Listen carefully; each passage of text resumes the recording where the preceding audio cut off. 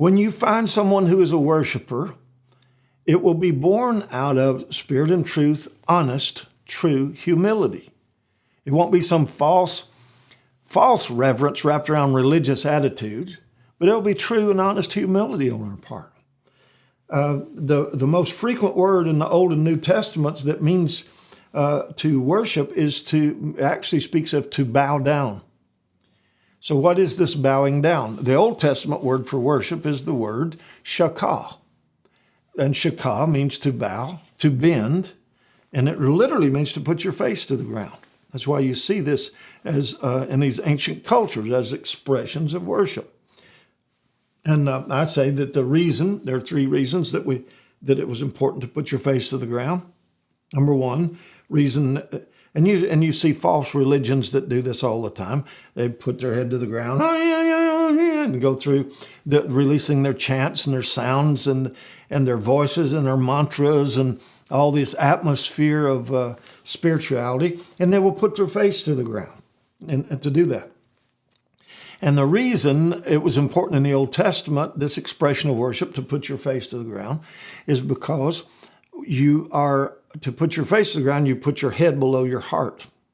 Number two reason, and if you're really going to worship, it's going to be out of humility, getting your head and your arrogance and your intellect and all the information to yield to your heart expression, and that will be a demonstration of humility.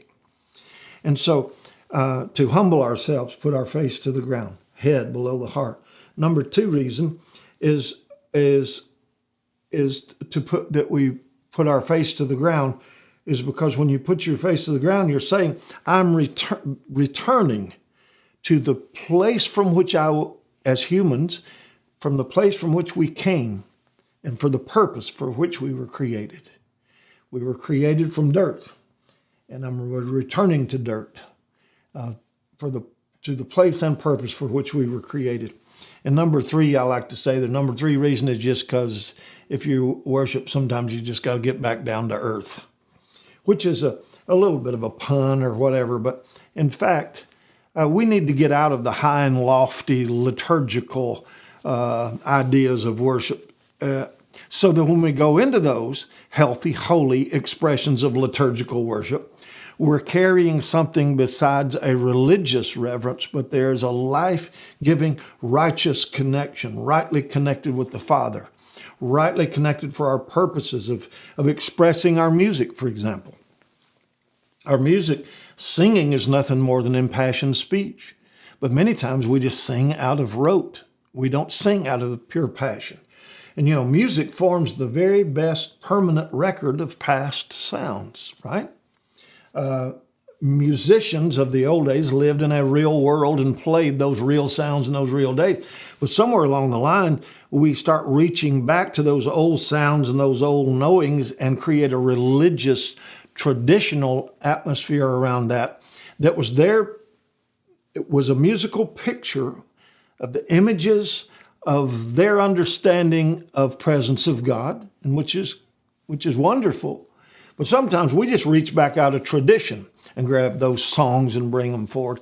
And there's no real reverence. There's no real heart of worship. It's it's just born out of a liturgy. That is not humility. Humility is an outward posture that is reflected in an inner attitude of respect unto God. When you look at the Greek word, New Testament word, proskuneo even speaks of bowing or yielding, humbling oneself to kiss the hand of a master, as a dog would kiss the hand of a master. Well, why would God expect, see, immediately we think, when we reject even the possibilities of honest humility, as the word relates to worship, it denotes that there's such a high view of God, that there's a healthy, holy, condescending opinion of ourselves.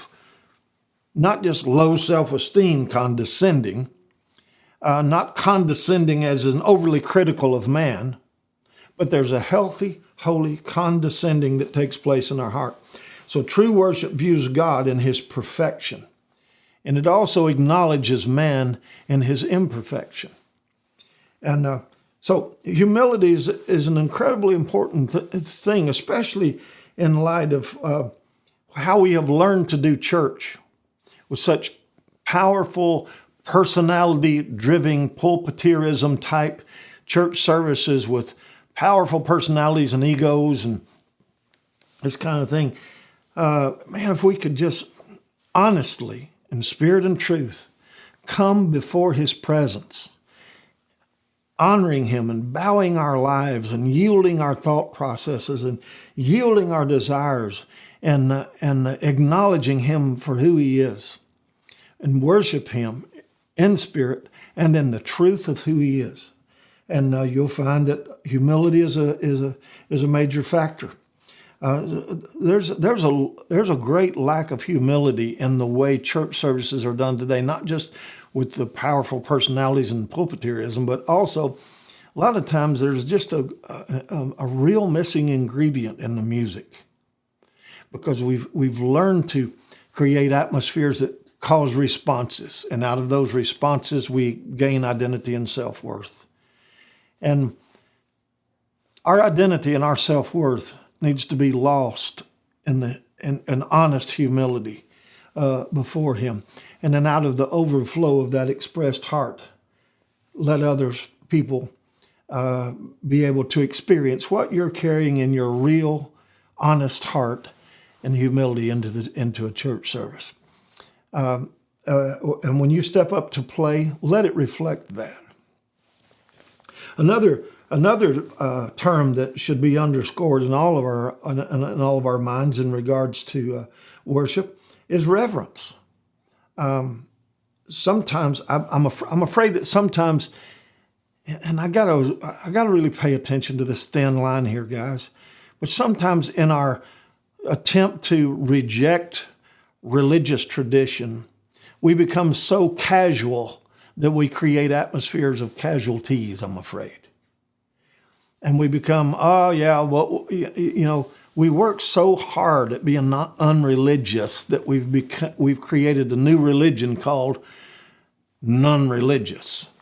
And casualness. What if we took the casualness out and just put real authentic reverence unto God? The Hebrew word for this word reverence is the word yar, and the Greek term is sebome, and I don't know if I'm pronouncing those right. I'm doing the best I can. But the idea of both in the Greek and the Hebrew, real reverence speaks of fearing God. It's not, and I'm not talking about the fear of God's going to strike with lightning kind of fear or dread. It's real fear of God is born out of wonder. The real fear of God is born out of the awe. How long has it been since we've walked into atmospheres where we felt the awe of God? Sometimes to really experience the awe of God and the wonder of God, first thing we have to do is get out of church and get out of those buildings and get out of all that activity and interaction and the things that we do in church services. And we have to get somewhere on a mountain or somewhere by the sea or somewhere to experience the awe of God. We have to leave church services, if you will. But wouldn't it be wonderful if we could bring that awe and that wonder of God into a corporate expression? Sometimes I think, how can we experience the awe and the wonder of God like that? Okay, turn on the overhead projector. We're going to have 3 fast songs, 2 medium ones. Now it's the announcement. Will there be any last time visitors here? And then we go out of this conducting church services. And I'm not anti that. As a matter of fact, I'm promoting coming together in unity around the wonder and the awe and the reverence and the beauty of the presence of God. How can we move in worship in the majesty and acknowledging his greatness, humility, reverence? That's just the first pair of ideas that you guys in your praise and worship teams and in your ministries start letting reverence and awe and beauty and wonder become your dialect again. In rehearsals, what does the awe of God mean to you? What does the wonder of God really mean to you? Give examples where the wonder and the awe of God have impacted you in such a way that when you come into that service, you're there to serve Him with an experience of your real life. You're serving Him with gladness. You can also serve Him with wonder. You can serve Him because worship first, service second. But let your worship be born out of these ideas of humility and reverence and honor. And of course, I was giving you that example there of where when Jesus encountered the enemy, the first thing he wanted to do is challenge his identity, challenge who he was, because heaven had spoken and said, this is my son in whom I'm well pleased. What's the very next voice you hear? Well, if thou be the Son of God, challenging who Jesus was. And then ultimately, here comes the temptation, and all of this challenge led to this one reality. Jesus answers every temptation, every challenge of the enemy with one simple sentence. And that simple sentence was born out of this idea. Satan realizes, wait a minute, I realize who you are. You're not being moved by my insisting upon you releasing your destiny prematurely. Hey, if you're really the Son of God, do this. Oh, the angels will come down, then you got your kingdom. This whole big dramatic thing. If you'll prematurely just go ahead and function in your destiny right now, he's trying to coerce him into hearing another voice and yielding and acknowledging his voice. And it ultimately comes down to worship, because Satan says, hey, whatever you have come for, I'll give it to you. Crown of glory, here it is. I'll give you everything that you came for. You don't have to go to death, burial, resurrection, rejected of man, all that stuff. I'll give it to you. Oh, by the way, just one little thing. All you need to do is worship me. So now we know what the battle really was about. It was about worship. And so that's when Jesus said, but thou shalt worship first and serve second. Thou shalt worship the Lord thy God, and him only shalt thou serve. So now our worship releases an authority in the spirit realm that enables us to serve humanity, serve the church, serve the community, serve government, serve in life, serve the kingdom. We're carrying something that's born out of worship. So you see here, worship and reverence, humility. Jesus humbled himself, came to earth. Jesus humbled himself when he began to be identified in this realm. So his identity, everything that's about that picture was ultimately restoring worship service. The third, and this service and worship were also connected in the Old Testament. Look how many times worship was expressed through sacrifice, worship was expressed through song, worship was expressed through bowing, worship was expressed all kinds of ways. When we find, and then of course, then it leads all the way up to the one that's going to redeem all of those things that got lost down through the ages. It is written. It is written. How many times was it written? How many times was it experienced? It is written. You shall worship the Lord your God and serve him only. So worship and service cannot be isolated one from another. But if we give all of our energy to trying to figure out how to serve God right around rules and regulations, that's not worship, and that's not real reverence. That's not real humility.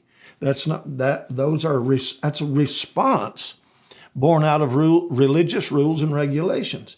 And pretty soon we start losing the heart of what real worship is really all about. And part of what worship is response. There's numerous components that play into that, but a response to the presence of God is absolutely mandatory. We're not there just interacting in service.